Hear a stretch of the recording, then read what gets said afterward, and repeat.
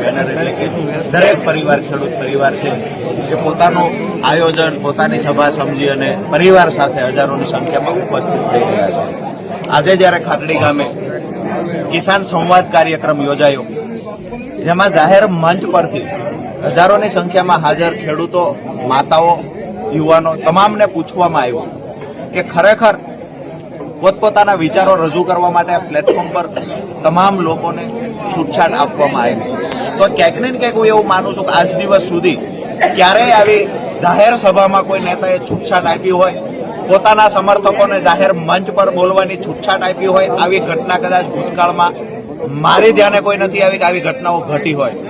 આજે અમે ખુલ્લા મંચ પર ખેડૂતોને પોતાના વિચારો રજૂ કરવા માટેની સ્વતંત્રતા આપી છે કે રાજુ કરપડાને શું કરવું જોઈએ, કુલડીમાં ગોળ બાંધવાની વાત નથી. જાહેર મંચ પર તમામ હજારો કિસાનોની વચ્ચે ખેડૂતો પોતાની વાત મૂકી રહ્યા છે. પોતે આગળ શું રાજુ કરપડાએ કરવું જોઈએ એ ખેડૂતો ચુકાદો પણ આપી રહ્યા છે.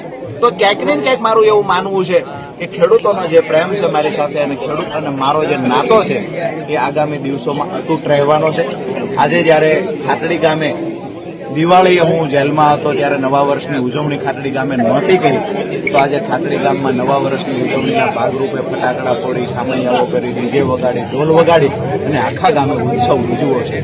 તો એક પ્રકારે મને એવું લાગે છે 8 વર્ષ મારા ખેડૂતો માટે જે મેં મહેનત કરી છે ક્યાંક ને ક્યાંક એનું પરિણામ છે.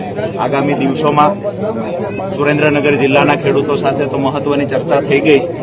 7 તાલુકાના ખેડૂત આગેવાનો પણ ઉપસ્થિત રહ્યા, એમની સાથે પણ ચર્ચા થઈ. તમામ લોકોની એક વાત છે કે જ્યાં પણ રાજુ કરપડા જશે ત્યાં અમે ખેડૂતો અને આગેવાનો એની સાથે રહીશું. મુદ્દાની વાત એ છે ખેડૂતોના પ્રશ્નો છે એનું સોલ્યુશન આવવું જોઈએ, અને ખેડૂતોના પ્રશ્નોનું સોલ્યુશન ન આવે તો ત્યાં સુધી રાજુ કરપડા સતત ખેડૂતો માટે લડતા રહેવા જોઈએ. આ સુરેન્દ્રનગર જિલ્લા પૂરતા કાર્યક્રમો થયા.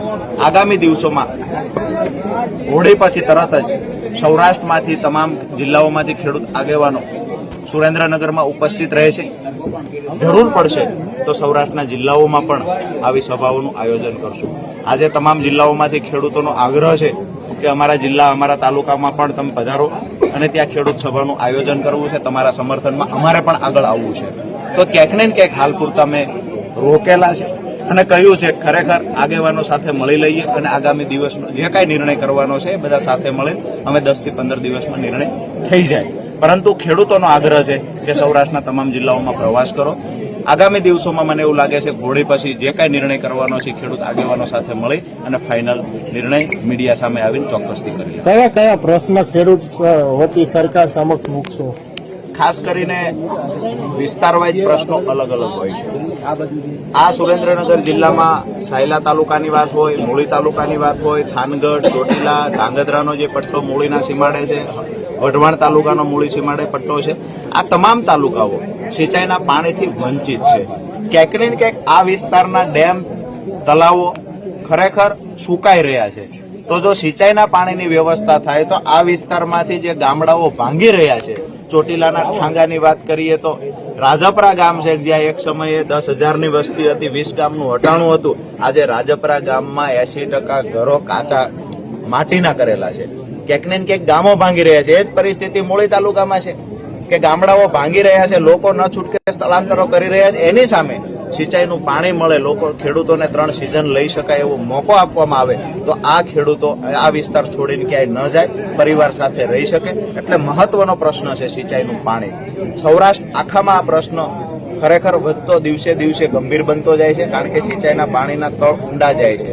એટલે જે ટ્યુબવેલથી જે પાણી ખેંચવામાં આવતું હતું એમાં પ્રશ્નો ઊભા થાય છે. ત્યારે સિંચાઈના પાણીની સરકાર તરફથી વ્યવસ્થા કરવામાં આવે તો ખેડૂત પોતાની ખેતી બચાવી શકે.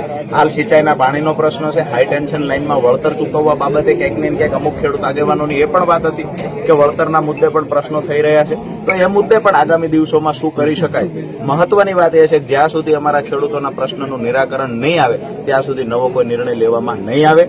જો નિરાકરણ સરકાર નથી લાવતી તો એની સામે લડશું, અને સરકાર જો ખેડૂતોના પ્રશ્નોનું નિરાકરણ લાવશે તો સરકારની સાથે.